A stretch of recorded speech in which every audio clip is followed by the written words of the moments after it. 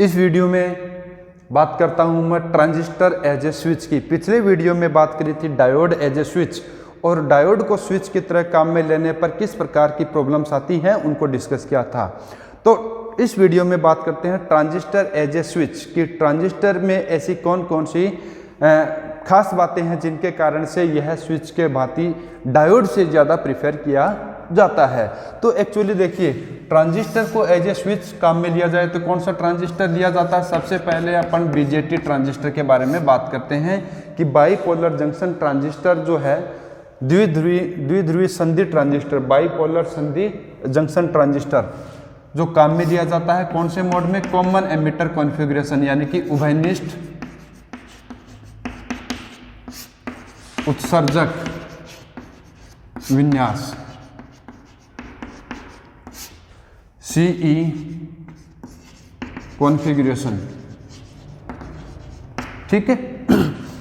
Transistor as ए switch, पहले हम BJT के बारे में बात करते हैं कि बाईपोलर जंक्शन ट्रांजिस्टर को कॉमन एमिटर कॉन्फ़िगरेशन यानी कि द्विध्रुवी संधि ट्रांजिस्टर को उभयनिष्ठ उत्सर्जक विन्यास में काम में लिया जाता है। उभयनिष्ठ उत्सर्जक विन्यास में जो इनपुट है, इनपुट कहाँ पर दिया जाता है, बेस टर्मिनल पर, और आउटपुट कहाँ मिलता है अपने को, कलेक्टर।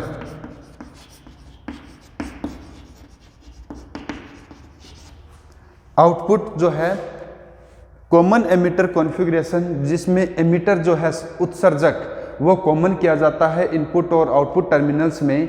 तो अब देखिए, इनपुट कहाँ पर दिया जाएगा, बेस टर्मिनल पर, और आउटपुट कहाँ मिलेगा, कलेक्टर टर्मिनल पर। ट्रांजिस्टर को एज ए स्विच काम में लेने का दूसरा बड़ा कारण ये भी है कि ट्रांजिस्टर जो है एक्चुअली में करंट कंट्रोल्ड डिवाइस है, यानी कि धारा नियंत्रित युक्ति है। कौन सी युक्ति है, current controlled device. Current controlled यानी कि हिंदी में मैं बताऊं तो धारा नियंत्रित युक्ति है। तो transistor as a current controlled device होने के कारण से कॉमन एमिटर कॉन्फ़िगरेशन में इनपुट और आउटपुट टर्मिनल्स, यानी कि इनपुट कौन से मिला जाता है, बेस पर, और आउटपुट मिलता है आपको कलेक्टर टर्मिनल पर। ये इसकी थ्योरी हो गई, ब्रीफ थ्योरी हो गई कि ट्रांजिस्टर को एज ए स्विच जब काम में लिया जाता है तो कौन सा ट्रांजिस्टर, सबसे पहले अपन बीजेटी बाईपोलर जंक्शन ट्रांजिस्टर के बारे में बात करते हैं, और कॉमन एमिटर कॉन्फ़िगरेशन यानी कि उभयनिष्ठ उत्सर्जक विन्यास में लगाया जाता है, जिसमें इनपुट और आउटपुट टर्मिनल्स ये होते हैं। और काम में लेने का कारण क्या है कि ट्रांजिस्टर एक करंट कंट्रोल्ड डिवाइस है, धारा नियंत्रित युक्ति है।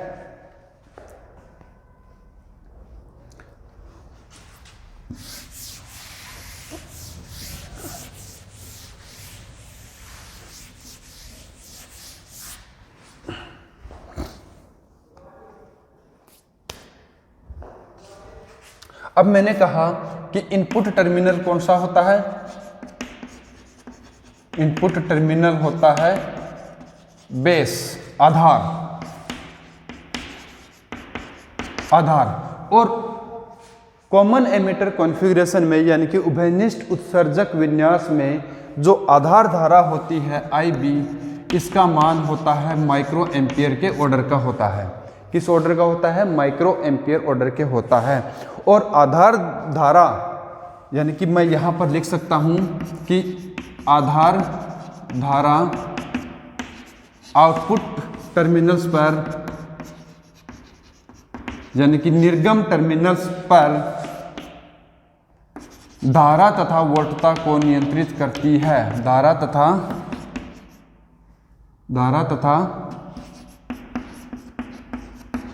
वोल्टता को नियंत्रित करती है। अर्थात आधार धारा कौन सी है, IB, ये मैंने बताया IB, और इसका ऑर्डर क्या है, माइक्रो एम्पियर का ऑर्डर होता है।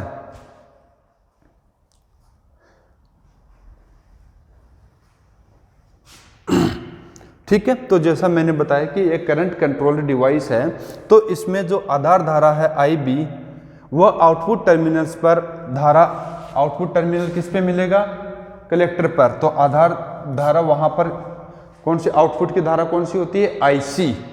तो यहाँ पर मैं लिख देता हूँ IC, तथा वोल्टता को नियंत्रित करती है।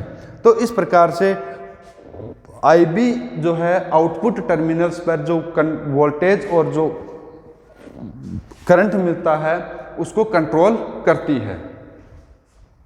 अब इसकी फंक्शनिंग समझने के लिए एक मैं लोड लाइन का यहाँ पर एक ग्राफ ड्रॉ करता हूँ कि जिससे कि इजीली समझ में आ जाए कि किस प्रकार से ट्रांजिस्टर में आधार धारा जो है वो इन आउटपुट टर्मिनल्स पर धारा और वोल्टता को नियंत्रित करती है।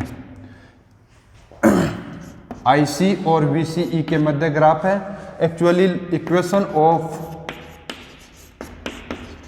Load line IC equal to equation of load line IC equal to -1/RL into VCE plus VCC/RL होता है। इसको इक्वेशन ऑफ लोड लाइन कहते हैं।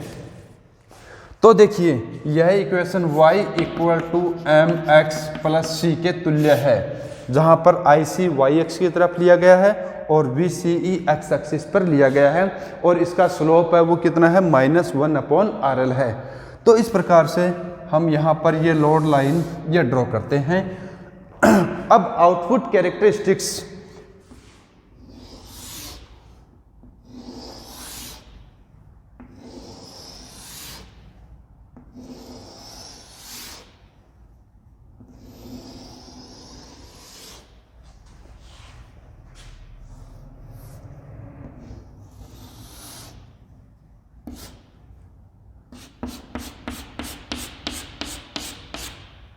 ये आउटपुट कैरेक्टरिस्टिक्स है। यह IB इक्वल टू होता है 0। तो ये जो रीजन है, इस रीजन को बोलते हैं कट ऑफ रीजन, अंतक क्षेत्र। क्या बोलते हैं, अंतक क्षेत्र, यानी कि कट ऑफ रीजन। और यह जो रीजन है इधर वाला, इसको बोलते हैं सैचुरेशन रीजन।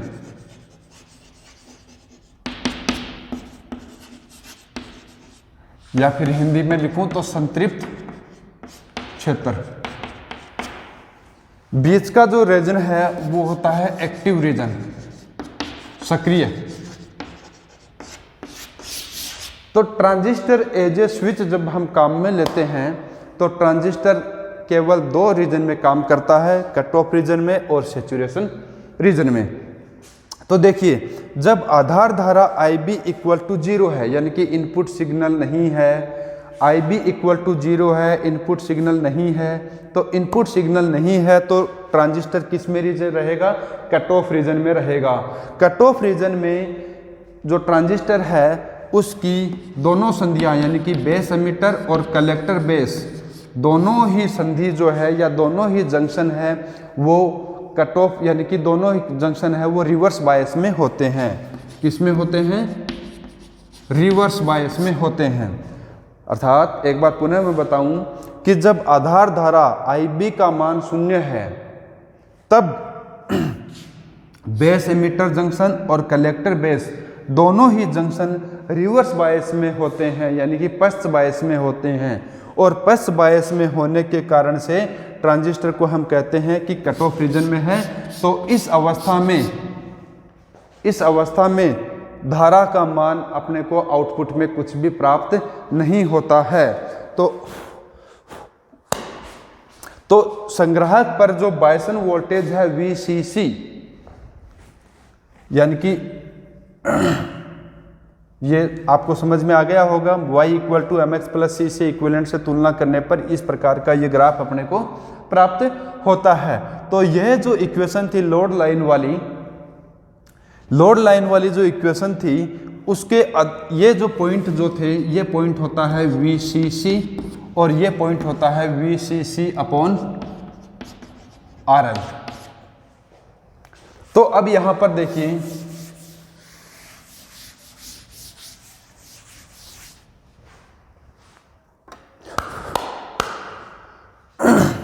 जब दोनों रीजन, मैंने कहा कि बेस एमिटर और कलेक्टर बेस दोनों जंक्शन किस में है, रिवर्स बायस में है। और रिवर्स बायस में है तो इस अवस्था को हम, इस अवस्था में क्या होता है, हम कहते हैं कि ट्रांजिस्टर ऑफ अवस्था में है। किस में है ट्रांजिस्टर, जब दोनों जंक्शन रिवर्स बायस में है तब ट्रांजिस्टर ऑफ अवस्था में होता है। और ऑफ अवस्था में होने के कारण से हम ये कहते हैं कि आउटपुट पे जो संग्राहक, यानी कि जो संग्राहक पर जो आउटपुट वोल्टता मिलती है, आउटपुट वोल्टेज, वो VCC के तुल्य प्राप्त होती है, VCC के तुल्य प्राप्त होती है। और यहाँ पर चूंकि IB इक्वल टू 0 था तो इस अवस्था में ICEO एक धारा होती है, इसका मान लगभग 20 नैनो एम्पियर के आसपास होता है, लगभग 20 नैनो एम्पियर होता है।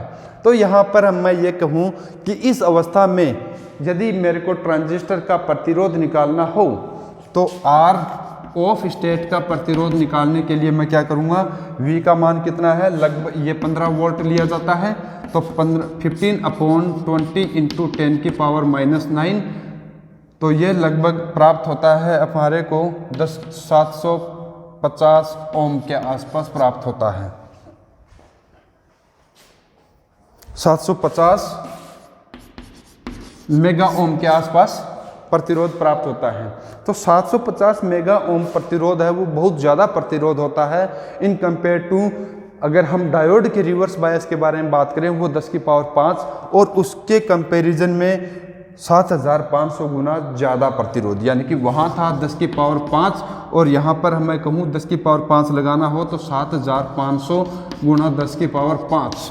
तो ये डायोड का जो प्रतिरोध था उससे 7500 गुना ज़्यादा प्रतिरोध ट्रांजिस्टर प्रोवाइड करता है, किसमें, जब ऑफ स्टेट में होता है तब।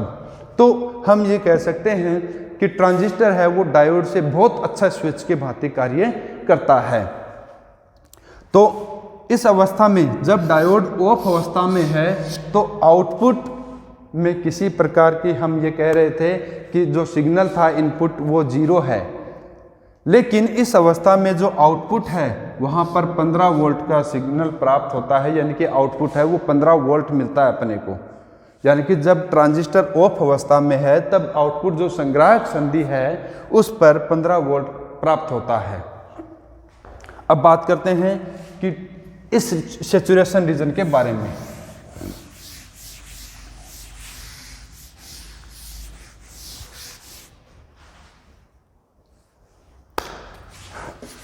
जब ट्रांजिस्टर ऑन अवस्था में होता है, यानी कि जब दोनों संधि, यानी कि बेस एमिटर और कलेक्टर बेस दोनों संधि फॉरवर्ड बायस में हो, यानी कि जब ट्रांजिस्टर सैचुरेशन क्षेत्र, संतृप्त क्षेत्र में या सैचुरेशन रीजन में होता है तब दोनों संधि, दोनों जंक्शन जो है बेस एमिटर और कलेक्टर बेस दोनों जंक्शन जो हैं वो फॉरवर्ड बायस में होते हैं। और फॉरवर्ड बायस में होने के कारण से हम यहाँ पर ये कहते हैं कि जो ट्रांजिस्टर है वो ऑन स्टेट में है। कौन सी स्टेट में है, ऑन स्टेट में है। ऑन स्टेट में है और इस अवस्था में ट्रांजिस्टर का जो प्रतिरोध है वो लगभग 15 ओम के आसपास प्राप्त होता है, यानी कि बहुत कम मान का प्रतिरोध होता है। तो 15 ओम का प्रतिरोध प्राप्त होता है, यानी कि मैं ये यहाँ पर ये कह सकता हूँ कि जब ट्रांजिस्टर ऑन स्टेट में है तब इसका प्रतिरोध 15 ओम के आसपास है और जब ये ऑफ स्टेट में होता है तब इसका प्रतिरोध 750 मेगा ओम था। तो इसका मतलब ये हुआ कि ट्रांजिस्टर को एज ए स्विच, एक बहुत अच्छे स्विच के रूप में कार्य करता है। अब देखिए एक्चुअली में प्रॉब्लम क्या थी कि वहाँ पर जब डायोड को एज ए ट्रांजिस्टर पढ़ रहे थे तो हम ये पढ़ रहे थे कि वोल्टेज डिग्रेडेशन होता है, यानी कि वोल्टेज में क्या हो जाती है, जो सिग्नल लगाया गया है उसका वोल्टेज वोल्टता पतन हुआ, वोल्टेज डिग्रेडेशन हुआ। तो यहाँ पर इस प्रकार की समस्या नहीं होती है ट्रांजिस्टर के साथ में। क्यों? क्योंकि ट्रांजिस्टर एज एन एम्पलीफायर भी काम करता है। तो एज एन एम्पलीफायर काम करता है कि जितना सिग्नल अपना लॉस हुआ उतना सिग्नल अपने को, उससे ज़्यादा ही सिग्नल अपने को वापस मिलता है। तो यहाँ पर देखिए, वापस अपन एज ए स्विच के बारे में बात करें तो ट्रांजिस्टर जब ऑन स्टेट में है तो इसका प्रतिरोध लगभग 15 ओम, और जब ऑफ स्टेट में है तो इसका प्रतिरोध लगभग 750 मेगा ओम प्राप्त होता है। दूसरी बात, जब ट्रांजिस्टर ऑन स्टेट में है तो इसका आउटपुट लगभग 0 प्राप्त होता है, और जब ऑफ स्टेट में है तो V आउटपुट जो है लगभग VCC के बराबर प्राप्त होता है। VCC लगभग होता है प्लस 15 वोल्ट के आसपास या 15 वोल्ट के आसपास प्राप्त होता है। तो देखिए, जब ऑन स्टेट में है तब 0 मिल रहा है, और जब ऑफ स्टेट में है तब 15 वोल्ट मिल रहा है। तो यहाँ पर हम ये कह सकते हैं कि ट्रांजिस्टर है वो एज एन इन्वर्टर की भांति कार्य करता है, यानी कि जो सिग्नल था इनपुट उसको इन्वर्ट करता है। यानी कि इस अवस्था में ऑन स्टेट जो थी इसमें आउटपुट क्या मिल रहा है आपको? 0 मिल रहा है। ये दोनों अलग अलग चीज़ें हैं। ठीक है, तो आज ट्रांजिस्टर एज ए स्विच की भांति हमने पढ़ा।